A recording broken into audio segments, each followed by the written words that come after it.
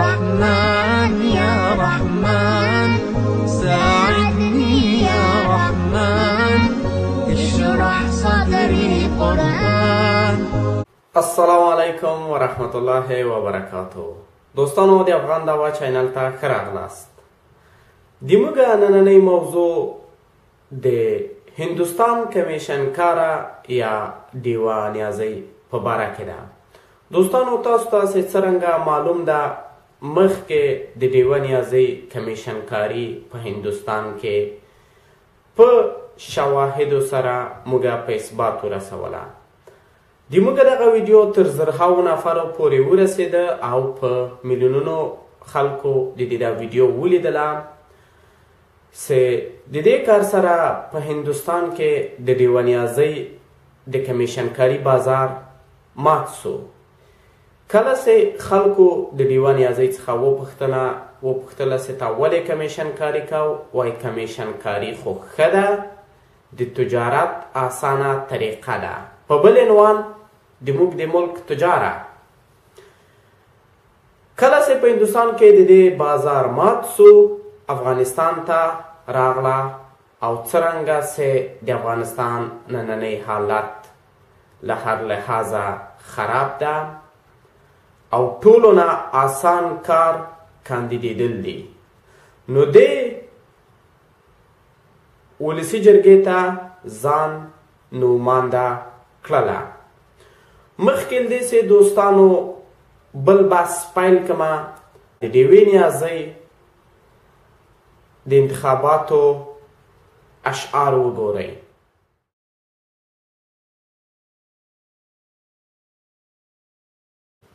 هو دوستانو، د ډیوې نیازۍ کمپایني شعار اسلامیت او افغانیت. اوله راځو ګورو چې اسلامیت د دې په نظر څه. په شریعه لا کې یا د شریعت په قانون کې د مرتد سزا فقط او فقط یوازې مرګ ده. هغه انسان، هغه مسلمان چې د اسلام څخه وګرځي او بیرته اسلام پسې بد ورد وکړي او یو کنځلماري په شریعت د اسلامي په شریعت کې دې لپاره د توبې وخت ورکول کیږي، کنه د دې مرګ روا ده. اوس دوستانو مدام الخمر برمن چې اسلام پسې بد ورد وایي، کنځاوي کوي، ډیوه نیازۍ ورته وایي چې ای کاش په افغانستان کې داسې ورځ راسي چې موږ تا په غېږ کې ونیسو، ته خپل ازادانه خپل نظر ورکې، یعنی سیکولري اسلام. د دې خبرو نه په واضح ډول پوهېدل کېږي چې ډیوه نیازۍ اصلا د اسلامیت په معنا نه پوهېږي. نه تنها دا بلکې دوی غواړي چې ځان دغه پارلمان ته یا ولسي جرګې ته ځان کاندید کړي چې تر هغو بیا هغه مرتدین کنځلمارو ته چې اسلام پسې په لایف ویډیوګانو کې کنځاوې کوي، بد ورد وایي، هغوی ته زمینه هم مساعد کړي. ځکه دا د ډیوې نیازۍ غټترین ارمان ده چې خپله یې وایي، دا یې غټترین ارمان ده. دا په دې معنا که دا کامیابه سوه نو دا به داسې خلکو لپاره شرایط هم آماده کړي، ځکه دا د خلکو استازي غواړي. په همدې هیله چې دغه شعار یعنې تاسې باور وکړئ برمل، کله که تاسې غونډه خلکو ته افغانستان کې ځای پیدا شو او تاسې د انسان په صفت خپل زړه ته ونیولئ، یعنې زه هماغه وخت باوري کېږم چې افغانستان کې به د مسلمان وژنه پای ته ورسوي. دا به هغه وخت چې تاسې وزغمي او ستاسې مرګ روا ونه بولي. امید دی، امید انشاءالله داسې ورځ به راشي چې هره مفکوره او هره عقیده به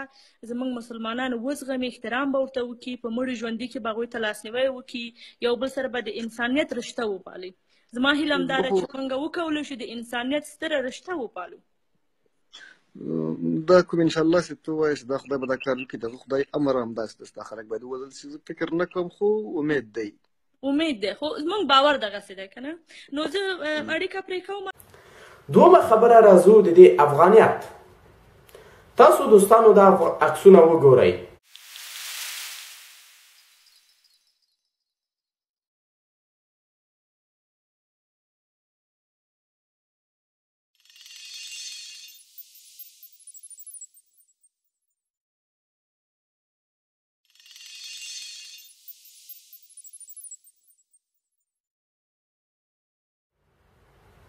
بله هو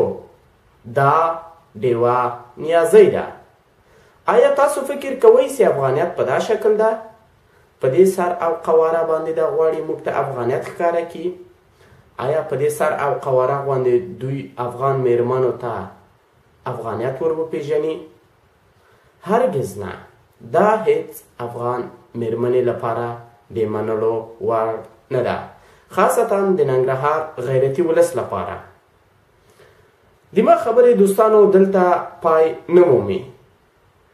ډیوه مخلص نیازۍ په بخښنې سره ډیوه نیازۍ ځکه چې د خپل د فیسبوک څخه د خپل د میړه تخلص یې هم پاک کړی ده دا یې دوهم میړه ده چې طلاق یې ورڅخه اخیستی ده که نه هیڅ ښځه د خپل د میړه تخلص نه پاکوي اوس ګورو چې آیا ډیوه نیازۍ چې غواړي د ننګرهار د غیرتي خلکو استازی سي آیا دا په خپله په ژوند کې موفقه ده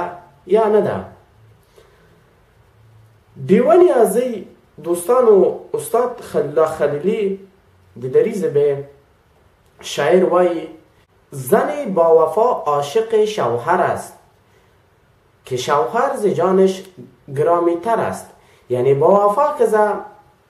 د خپل د خاوند عاشق ده چې خپل خاوند له خپل ځان څخه یې ورته خوږ ده عزیز ده په همدغه ویډیو کې ښکنځلمار مدام الخمر برمل د ډیوې نیازۍ په مخ کې د هغې میړه ته بد و رد وایي او ډیوه نیازۍ غلې ناسته ده آیا د یو ښځې په شان کې دا داسې څوک میړه ته ښکنځاوې وکړي او دا غلې ناسته وي هو دوستانو څوک چې خپل ژوند کې موفق نه وي دا به د افغان د ښځو یا د یو ولس غږ څنګه راپورته کړي بله خبره دوستانو چې ډیوه نیازۍ د برمل ښکنځلمار مدام الخمر څخه جامع الکمالات جوړ کړ په دغه ویډیو کې په دغه ویډیو کې ډیوه نیازۍ برمل ته وایي چې ولې د تا سوالو ته څوک ځواب نسي درکوی ولې د تا خبرو ته څوک غوږ نه نیسي ولې د چا خبره داسې څوک نسته د تا سوالو ته ځواب ورکړي حال داسې د برمل ټول سوالونو ته موږ د علم منطق په ډګر کې ځواب ورکړه مناظرې مو وکړه او په لایف مناظره کې دا او د دې پلویانو ته مو په ژوندۍ بڼه ماتې ورکړله او بعد له هغې څخه ورک سول سره له ټول دارونهدار سره اما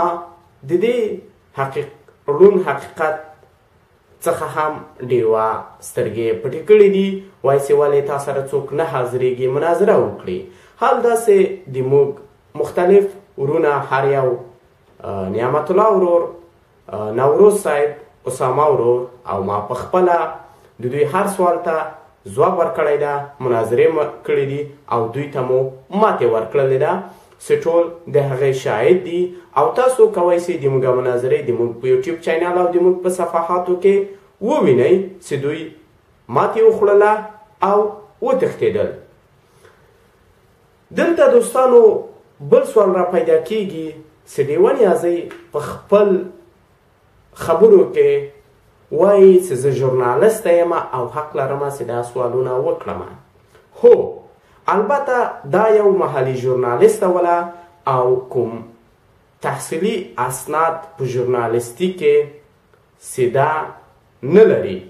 بلکې یو محلي رادیو کې کار کوله او دا د ژورنالیستي په اصولو دا هم نه پوهیږي چې یو ژورنالیست حق نه لري د چا خبره تایید یا رد کړي بلکې دا د سوال کولو حق لري نه د دې چې د هغې خبرې مقابل لوري خبرې ومني ځکه که په دغه ویډیو کې تاسو وګورئ هر څه چې مدام الخمر برمل وایي دا ورته وایي هو بلکل برمل په واضح ډول د قرآن توهین کوي او دیوان یازی ورته وایي هو بلکل همداسې ده چې تاسو دا ویډیو کتلی شئ یعنې تر اوسه زما په زړه کې ارمان پاتې شو چې داسې یو څوک راشي تا سره چې حد اقل که ډېر نه وي 15 دقیقې وخت تا ته درکړي 15 دقیقې ځان ته وخت ورکړي او در سره بحث وکړي مسلمانان چې دي هغه دغه د خپل قرآن ښکنځلې آیاتونه بولي او دې ته بسم الله وایي دې لپاره اودس کوي چې هغه د قرآن ښکنځله تکرار کړي ولد الزنا مثلا ویلي دي غیر مسلمینو ته حیوانان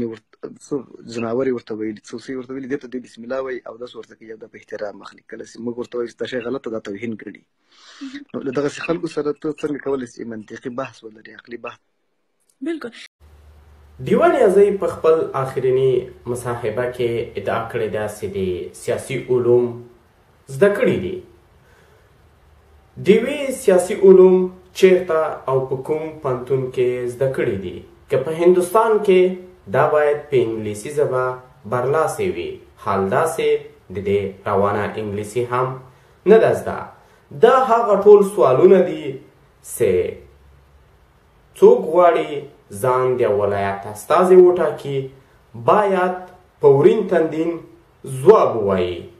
موږ د دې ځواب په هیله یو چې تر هغه وکړی سي دوی خپل ملت لپاره ځان ثابته کړي